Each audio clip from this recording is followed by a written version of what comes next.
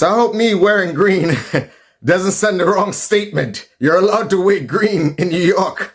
But anyway, I see Kem Jones is pissing his pants. He's terrified. He's shaking in his boots. So he's pissing his pants over the prospects of a Peter David's party. Okay? He's terrified. I hope the guy doesn't crap in his pants. But at this stage, I feel like he's just pissing his pants.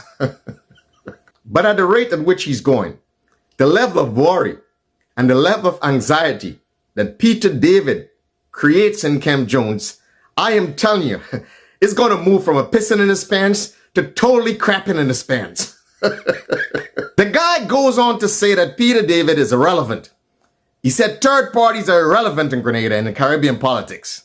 But yet still, the man spends over an hour talking exclusively about Peter David. Could you imagine that? Okay? You spend all this time talking about someone and their party, okay, that you believe that is irrelevant. Does that make any sense? To me, you're saying that you're scared, okay? You're just terrified of the prospects or the impact that a Peter David's party is going to have, okay? And I don't believe it's just him, okay? I don't believe it's just him. I think people around him, I think his benefactors are saying to him, look, you gotta go after Peter David, okay? You got to strike the iron while it's hot. You know, it's actually good political strategy, and it's actually good military strategy. You know, they always say you catch them when they're just on the beach, when they're trying to create a bulkhead. You know what I'm saying? So, hey, I see what you're doing, Kem Jones. You're going after Peter just as he's about to launch. You know what I'm saying? That's a good strategy. But take a look at this. I warned you guys months ago, and nothing has changed. Actually, if anything, I've heard he's gotten more traction. And it's not like I didn't give you guys a heads up a very long time ago. You know, I was on Ride Along. I warned you and Junior.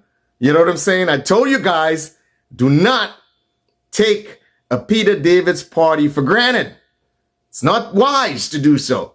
Okay? They're like, oh, you shut it down. Like, oh, Peter, who's worrying about Peter?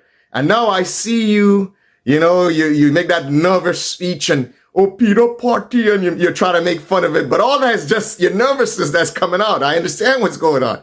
You see what I'm saying? So you're not fooling me, and I'm sure you're not fooling anybody else. But like so many other things, and serious things, that I tried to warn about on Ride Along, when I was there with you and Junior. And funny enough, 99% of the things that I said, I'm not even going to mention them again because it doesn't even matter at this stage.